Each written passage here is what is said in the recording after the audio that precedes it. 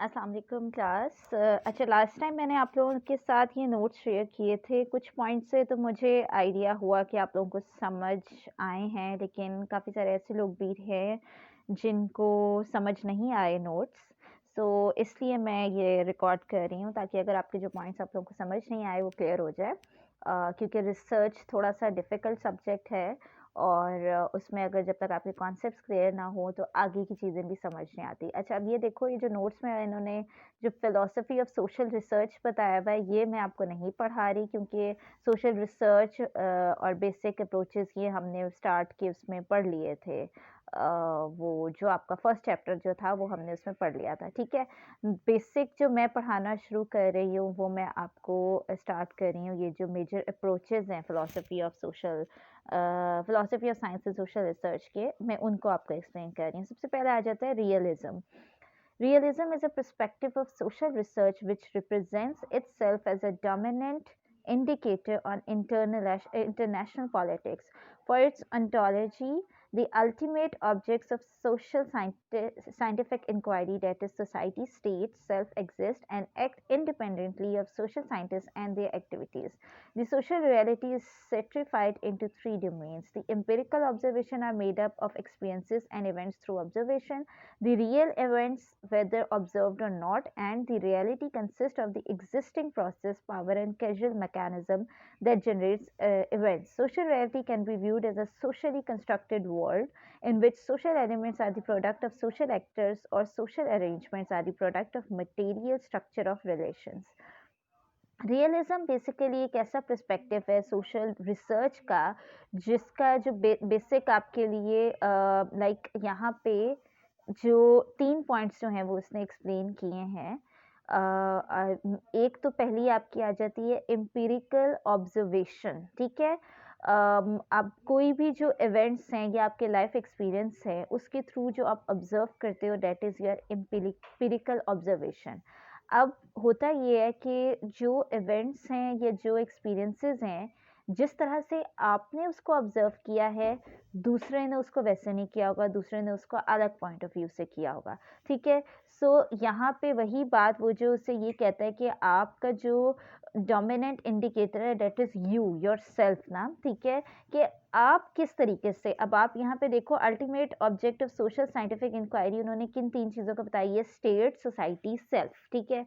एक तो होता है कि जो सोसाइटी सोच रही है, आप उसको एज़ इट इज़ एक्सेप्ट कर लेते हो और आप कहते हो कि हाँ भी सब लोग ऐसे सोचते हैं, तो मैं भी ऐसे सोचना शुरू कर दूँ, ठीक है? फिर स्टेट जो है, लाइक अगर कोई पावर की तरफ से कोई बात आती है तो आप उसको मानना शुरू कर देते हो कि भाई पावर अथॉरिटी ने ये बात की है तो माननी ही पड़ेगी, ये तो गलत हो ही नहीं सकती। जैसे लेट्स सपोज़ अगर मैं एक बात कहूँ, एक छोटी सी एग्जांपल है। कुछ लोग ऐसे होते हैं जो एटीएम से भी पैसे निकलने पे जो है उनको काउंट करते हैं, ठीक है? क्यों? क्योंकि उनको तसल्ली नहीं हो रही होती कि एटीएम से चीज़ें भी हो सकता है एटीएम गलत पैसे निकाल दे, हो भी सकता है, मशीन है, गलती हो सकती है। लेकिन एक मेजर जो बिलीव है, जो कि मेजॉरिटी एटीएम से पैसे निकलने पे नहीं गिनते। क्यों नहीं गिनते? क्योंकि उनको टेक्नोलॉजी पे और उस बैंक की सारी सर्विसेज के ऊपर बड़ा भरोसा होता है कि नहीं, उन्होंने जो चीज़ें की हैं दैट इज़ अथॉरिटी और उन्होंने चेक एंड बैलेंस रखा होगा, अपनी गलती के ऊपर उनको बहुत बड़ा जवाब देना पड़ता है, तो वो गलत नहीं कर सकते। सो ये चीज़ ऐसी रियलिटी ऐसी चीज़ क्या आ जाती है कि आप बगैर देखे आप आपका बस ट्रस्ट होता है कि नहीं ये अथॉरिटी है, गलत नहीं कर सकती। तीसरा आ जाता है योर सेल्फ। अब सेल्फ की ऑब्जर्वेशन आपके एक्सपीरियंसेस से, आपके देखने के नज़रिए से आती है, ठीक है? सेकंड आ जाते हैं रियल इवेंट्स वेदर ऑब्जर्व्ड और नॉट। अब बहुत सारे ऐसे रियल इवेंट्स आप उनके ऊपर बिलीव करते हो, आप उनके बारे में एक राय कायम करते हो, जैसे आपने ऑब्जर्व किए हैं या नहीं किए। जैसे अगर हम कहें वर्ल्ड वॉर जो हुई, हर कोई मानता है कि अच्छा उसमें बहुत बड़ा नुकसान हुआ था। अब मैंने तो नहीं देखी वर्ल्ड वॉर, आपने तो नहीं देखी वर्ल्ड वॉर, बट हम उसको बिलीव करते हैं। क्यों? क्योंकि वो रियल इवेंट है, लोगों ने उसके बारे में बात की है। थर्ड आ जाता है reality consist of the existing process, power and casual mechanism that generates event. कि वो रियलिटी जो कि एक प्रोसेस से एग्जिस्ट कर रही है, पावर की वजह से और कैज़ुअल मैकेनिज्म की वजह से, जो एक मैकेनिज्म आपकी सोसाइटी का चलता आ रहा है, जो कि एक इवेंट बना देता है, ठीक है? अब ये 3 चीज़ें हैं जिस पे बेस करती है आपकी का रियलिज्म बेस करता है, रियलिज्म का पर्सपेक्टिव इन 3 चीज़ों के ऊपर बेस करता है। Social reality can be viewed as a socially constructed world in which social elements are product of social actors और सोशल अरेंजमेंट। सोशल रियलिटी क्या होती है? सबसे पहले सोशल रियलिटी सोशली कंस्ट्रक्टेड होती है, यानी हम सब मिलके जिस चीज़ को रियलिटी कह देते हैं वो रियलिटी बन जाती है जो मेजॉरिटी कह देती है। In which social elements are a product, कि वो सारे सोशल एलिमेंट्स जो कि सोशल एक्टर्स और सोशल अरेंजमेंट्स का प्रोडक्ट होते हैं, of material structure of relation, ये सब मिलके सोशल रियलिटी बनाती है। अब इसमें जो इन्होंने रियलिज्म की जो एग्जांपल दी है वो क्या दी है? लैंग्वेज। आपकी लैंग्वेज रियलिज्म को पोर्ट्रे करती है, क्योंकि लैंग्वेज, अब आपको एक चीज़ जिस लैंग्वेज में समझ आ रही है आपका पर्सपेक्टिव उसी तरह का है।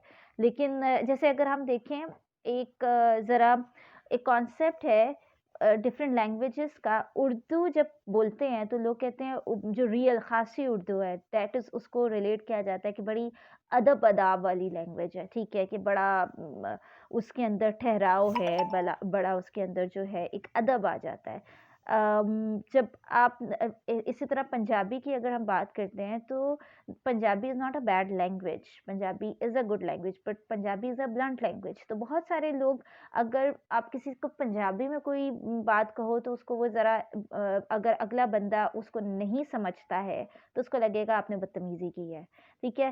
सो अगर इसमें मेरा पर्सपेक्टिव गलत है तो आप लोग कोई और अपना पॉइंट दे सकते हो उसमें, ठीक है? रिचुअल ऑफ डिफरेंट रिलीजन, ठीक है? अब आपके जो डिफरेंट रिलीजन के जो रिचुअल्स हैं, किसी के लिए वो एक्सेप्टेबल हैं, किसी के लिए वो नहीं है, बट ये रियल इवेंट्स हैं, ठीक है? परसेप्शन ऑफ समवन, वो भी रियलिज्म में आ जाती है क्योंकि वो सोशल रियलिटी कंस्ट्रक्ट करती है। एंड नॉलेज, नॉलेज हमारा जिस तरह से भी जनरेट हो रहा है, that is included in realism. अच्छा, अब रियलिज्म से पहले वैसे तो ये मेरे ख्याल में आगे भी आना है, ऑन्टोलॉजी एंड एपिस्टेमोलॉजी। अच्छा, नहीं। हाँ, तो फिर हमें इसको फिनोमेनोलॉजिकल अप्रोच में तो नहीं है।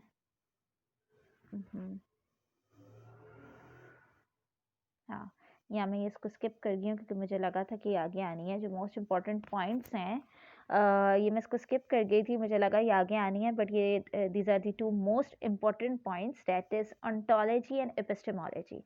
अच्छा, अब आप ये चीज़ याद रखना कि ओंटोलॉजी एंड एपिस्टेमोलॉजी, जब भी आपने कोई रिसर्च करनी है, every research needs a perspective of ontology and epistemology, whether it's quantitative research or it's qualitative research or it's any other research. हर किसी की एक ontology और epistemology होती है. Now, what is ontology? Ontology refers to the theory of reality, what reality generally looks like. Ontology basically हम किस चीज़ को कहते हैं? हम ontology उस reality की theory को कहते हैं। For example, what reality generally looks like, reality किस तरह की होगी।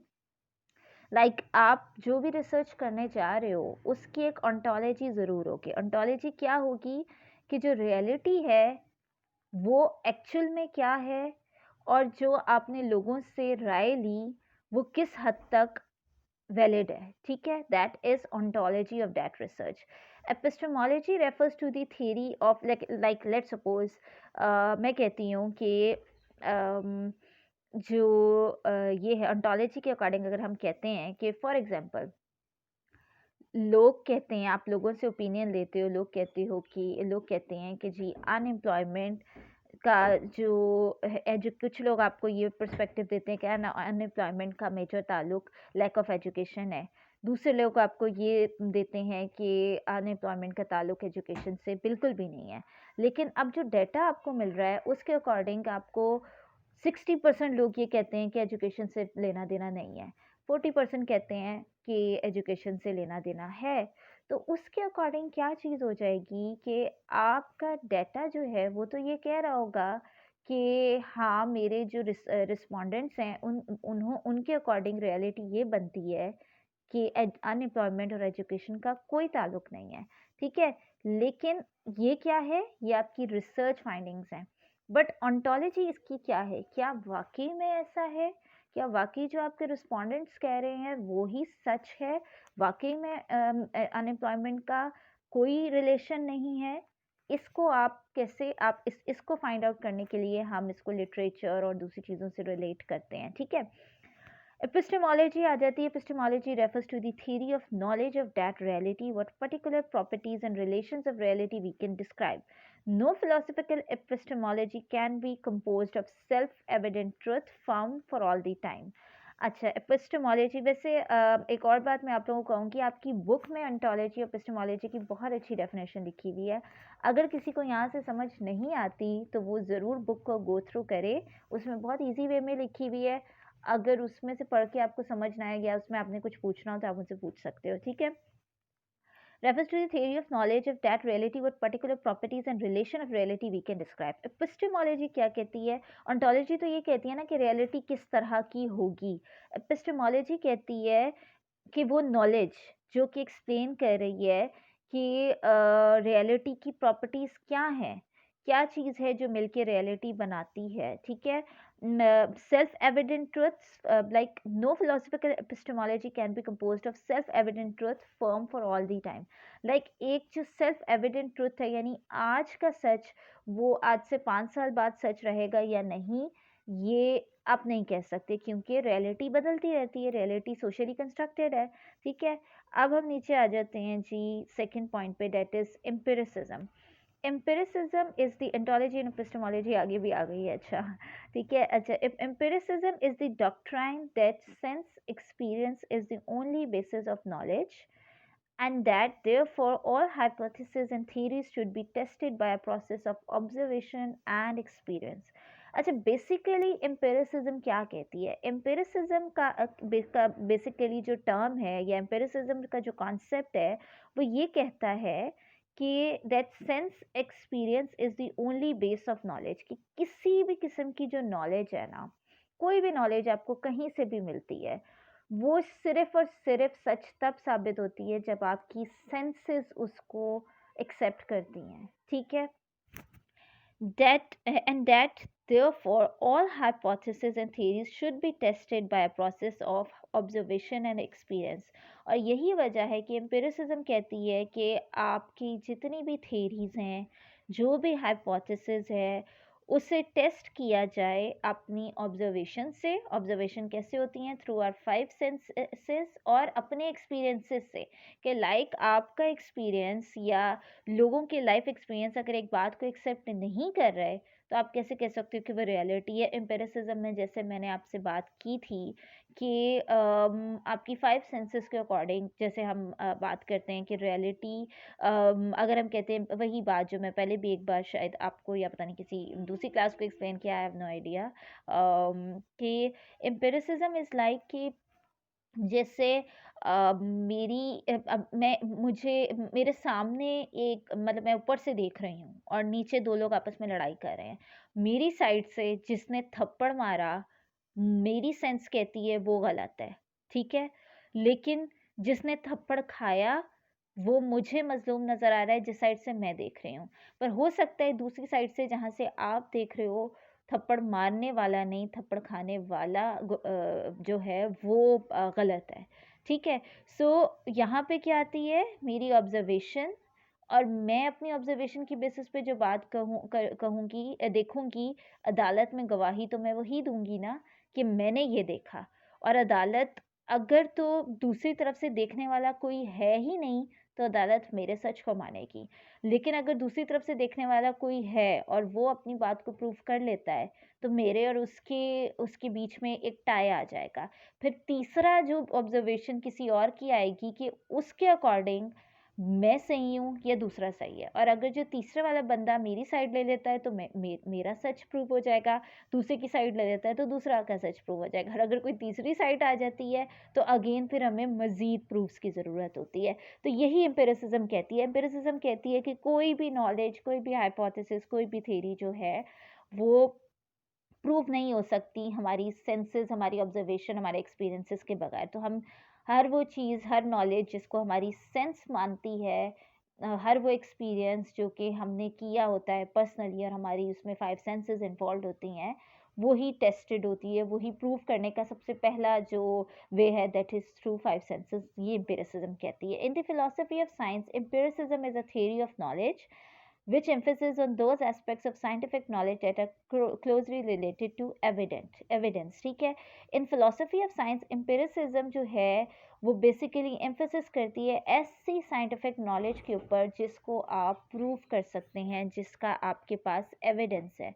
अगर आपके पास एविडेंस नहीं है तो वो रियलिटी नहीं है, ये एम्पिरिसिज्म कहती है. ठीक है. एम्पिरिसिज्म सिर्फ उस चीज़ को रियलिटी मानती है जिसको आप प्रूव कर सकते हो, जिसको आप प्रूव नहीं कर सकते वो रियलिटी नहीं है. लाइक जैसे अगर हम कहें कि हज़रत नूह अलैहिस्सलाम की कश्ती डूब गई थी, वो कश्ती मिल गई. ठीक है.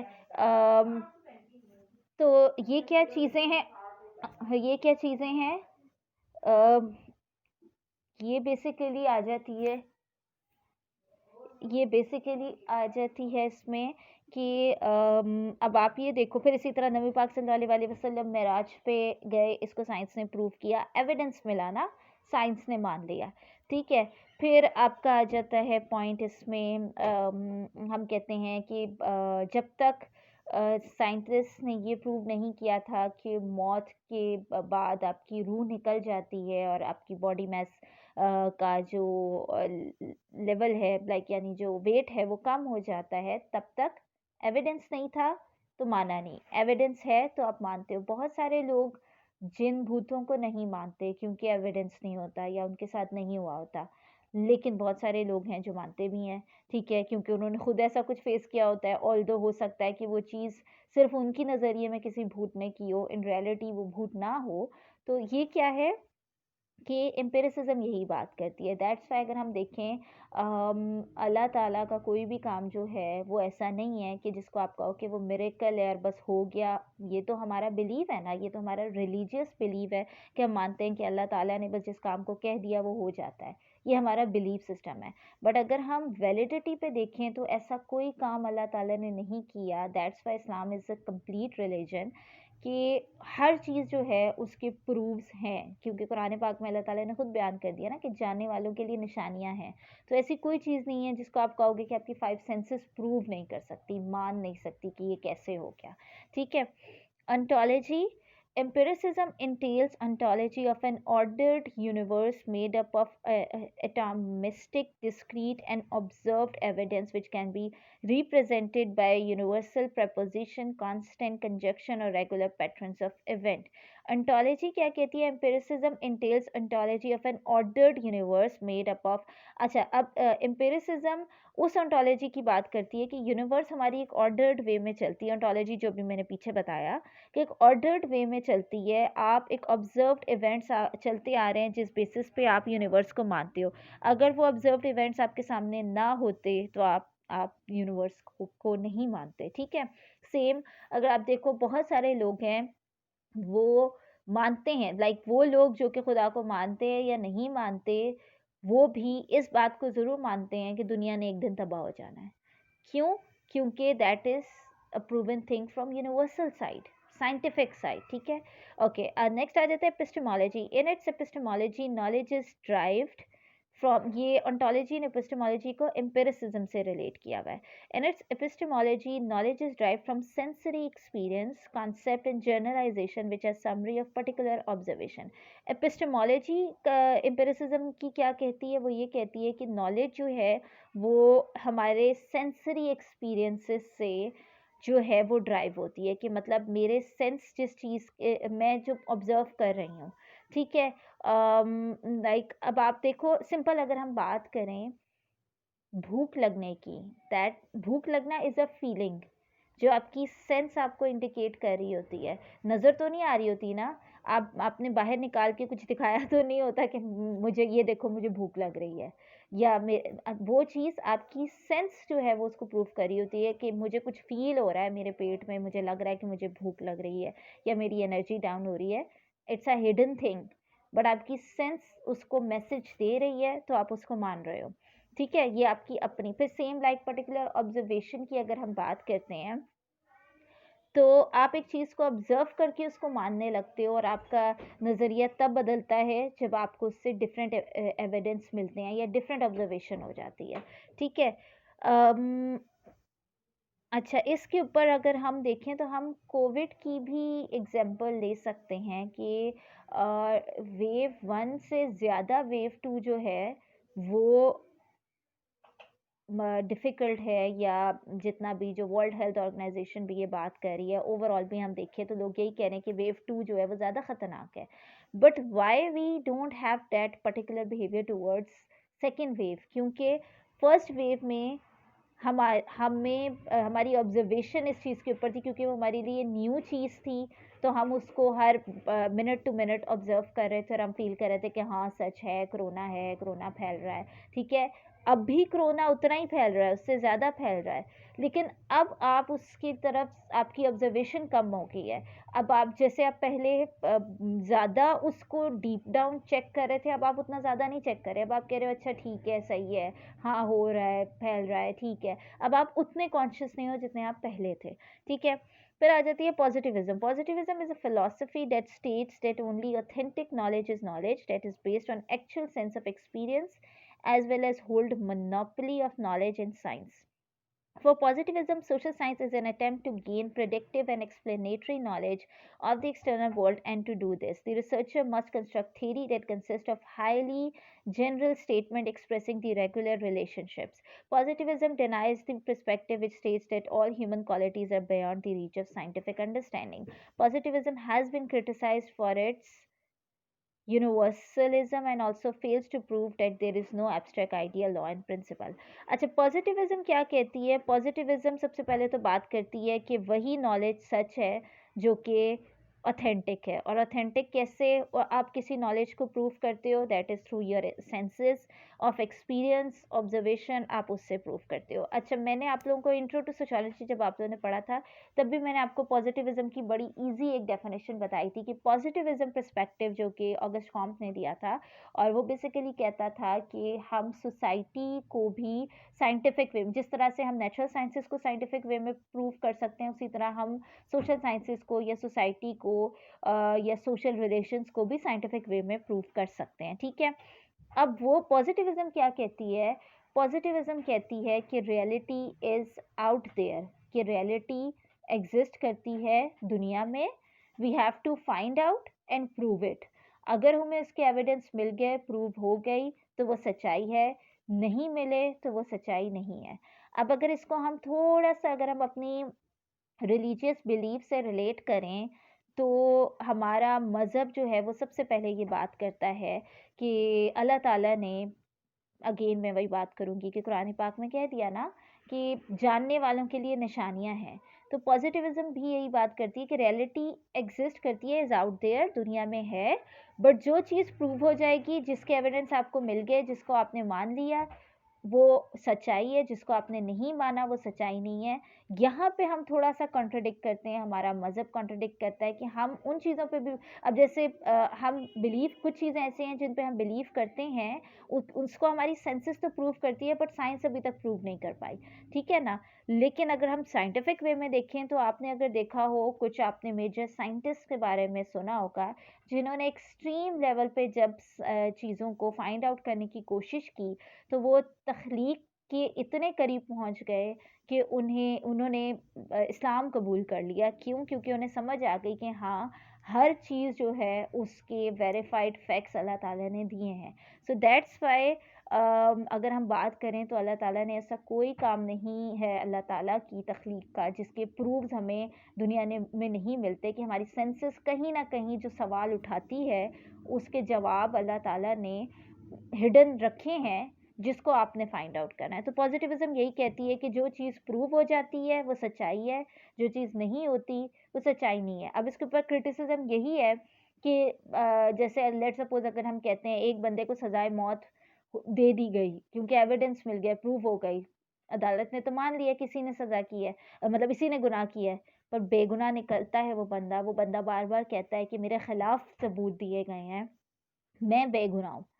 तो रियलिटी तो ना हुई ना, वो तो रियलिटी आपको जो नज़र आई आपने उसको प्रूव कर दिया, ठीक है, और आपने मान लिया, बट रियलिटी उसके बरक्स हो सकती है। सो ज़रूरी नहीं है कि जो चीज़ जिसके एविडेंस नहीं मिले आपको वो सच नहीं है। आपको नहीं मिले, किसी और को तो मिल सकते हैं, एग्जिस्ट तो करती है ना। लेकिन पॉजिटिविज्म ये नहीं मानती। पॉजिटिविज्म कहती है कि रियलिटी सिर्फ़ वही है जो प्रूव हो गई, और जब तक कोई चीज़ प्रूव नहीं हुई वो रियलिटी नहीं है। अच्छा, अब पॉज़िटिविज़्म डिनाई करती है कि हम ह्यूमन क्वालिटीज़ को साइंटिफिकली अंडरस्टैंड नहीं कर सकते। वो कहते हैं कि हम ह्यूमन क्वालिटीज़ को, ह्यूमन बिहेवियर को, ह्यूमन इमोशंस को भी साइंटिफिकली प्रूव कर सकते हैं, और यही वजह है कि पहले सोशियोलॉजी साइंस आर्ट्स में थी, क्योंकि वो ये मानते थे कि हम इमोशंस को, बिहेवियर को नहीं कर सकते, मेजर नहीं कर सकते। बट अब सोशियोलॉजी साइंसेस में इसलिए फॉल करने लगी है क्योंकि टू सम एक्सटेंट स्टिल हम 100% नहीं कह सकते। 100% we can't predict emotions, but to some extent we can predict emotions, ठीक है। हम उसको साइंटिफिकली प्रूव कर सकते हैं। Positivism has been criticized for its universalism and also failed to prove that there is no abstract idea, law and principle. अब criticism इसके ऊपर यही आता है कि पॉजिटिविज्म क्रिटिसाइज होती है अपने यूनिवर्सलिज्म के ऊपर। कोई ये बात करती है कि यूनिवर्सली जो चीज़ प्रूव हो गई बस वही सच्चाई है, जबकि आपको हो सकता है कि आपको कोई एस्पेक्ट ना मिला हो सच्चाई के और भी एक्सपेक्ट्स हो, ठीक है। और अब वो ये जो कहती है फिर and also fails to prove that there is no abstract idea, laws and principle. Other laws and principles भी हो सकते हैं जिसके अगर प्रूफ आपको नहीं मिले बट स्टिल वो एग्जिस्ट करते हैं। अब उसके बाद आ जाती है post positivism. Post positivism is the new positivism use to social research process in using new techniques और tools where the philosopher used the logical reasoning process.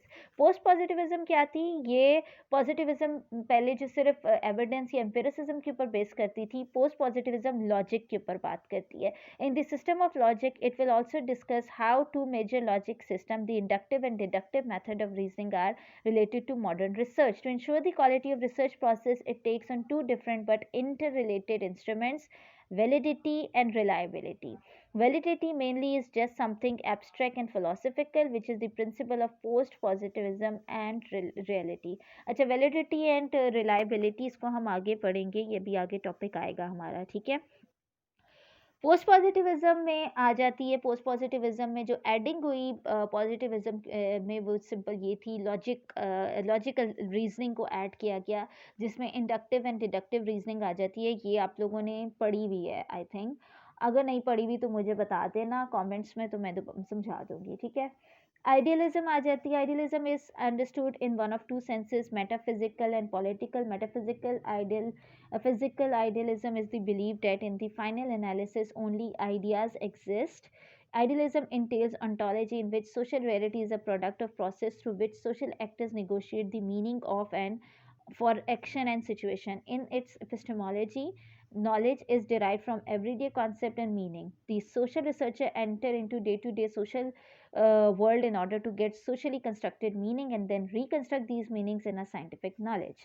अच्छा, आइडियलिज्म क्या कहती है? Idealism is understood in one of two senses, एक metaphysical और एक political की बात करती है। मेटाफिजिकल, ये आइडियलिज्म बिलीव क्या कहता है कि फाइनल, बेसिकली आइडियलिज्म ये कहता है ओनली आइडियाज एग्जिस्ट, ठीक है। आइडियलिज्म की जो एंटोलॉजी है वो ये कहती है कि सोशल रियलिटी, अब वो आइडियलिज्म इज बेसिकली कि जो आइडियाज़ आपके यूनिवर्सली एग्जिस्ट करते हैं, हम बस उन चीज़ों को मानते हैं और हम उनको क्वेश्चन नहीं करते, ठीक है। जैसे अब आइडियलिज्म इज़, जैसे अगर हम देखें फॉर एग्जांपल पीस मेकिंग की कोई वेरीफाइड यूनिवर्सल आप डेफिनेशन नहीं कह सकते, क्योंकि हो सकता है मेरे लिए जो चीज़ पीस है कि मैं अमन लाने की कोशिश कर रही हूँ, आपके लिए वो चीज़ फ्रीडम फाइट हो कि आप अपने हक के लिए खड़े हो रहे हो। मैं आपको समझ रही हूँ कि आप वो क्या कहते हैं, आप लड़ाई फैला रहे हो, पर आप अपनी तरफ से अमन लाने की कोशिश कर रहे हो। सो आइडियलिज्म यहाँ क्या बात करती है? आइडियलिज्म कहती है कि जो सोशल रियलिटी है वो कहाँ से आती है कि सोशल एक्टर्स आपस में नेगोशिएट करते हैं और फिर एक मीनिंग निकाल देते हैं और अपने एक्शंस और सिचुएशन से, और उस चीज़ को वो कह देते हैं कि ये यूनिवर्सल डेफिनेशन है, ठीक है, और उसी को हम सोशल रियलिटी मान लेते हैं, ठीक है। फिर इन its epistemology knowledge is drive from, और इसकी एपिस्टेमोलॉजी क्या कहती है? ये तो ओंटोलॉजी थी ना फर्स्ट वन। एपिस्टेमोलॉजी क्या कहती है कि जो हमारे एवरीडे कॉन्सेप्ट्स हैं और उनके मीनिंग्स जो हैं वो मतलब जो नॉलेज है आइडियलिज़्म की वो कहाँ से निकलती है? ये जो हमारे एवरीडे के कॉन्सेप्ट्स हैं, उसके मीनिंग्स कहाँ से आते हैं कि हम जो डे टू डे अपने सोशल वर्ल्ड में आपस में एक-दूसरे से इंटरैक्ट करते हैं, तो हम एक सोशली कंस्ट्रक्टेड मीनिंग बनाते हैं, फिर हम उसको प्रूव करते हैं और जब अगर वो प्रूव ना हो रही हो, तो वो रिकंस्ट्रक्ट हो जाती है, ठीक है? मीनिंग चेंज हो जाता है जिसको हम साइंटिफिक नॉलेज कहते हैं। लाइक फॉर एग्ज़ाम्पल मैं ये कहूँ कि constructed reality day to day की पहले क्या थी कि अम, एक ज़माने में अगर हम कह लें कि बीए करना बहुत is a socially constructed reality BA करना इज़ आइडियलिज़्म का लेवल अगर हम कहें कि बीए करना is a universal definition of being highly qualified but today it's not a definition of highly qualified. Now it is reconstructed and now a highly qualified person is जो post PhD कर रहा हो ठीक है एक time पे MBA सबसे बड़ी डिग्री थी आज एमबीए हर कोई इनरोल्ड हो जा रहा है ठीक है ऑल्दो स्टिल उसकी अहमियत है ओके देन आ जाती है rationalism is the believe that knowledge flows from reason rather than experience if refers to the replacement of traditional values and emotions and motivate based on reason. It is opposite of empiricism on the question of source of knowledge and technique for verification of knowledge. The idea of rationalization was given by Immanuel Kant.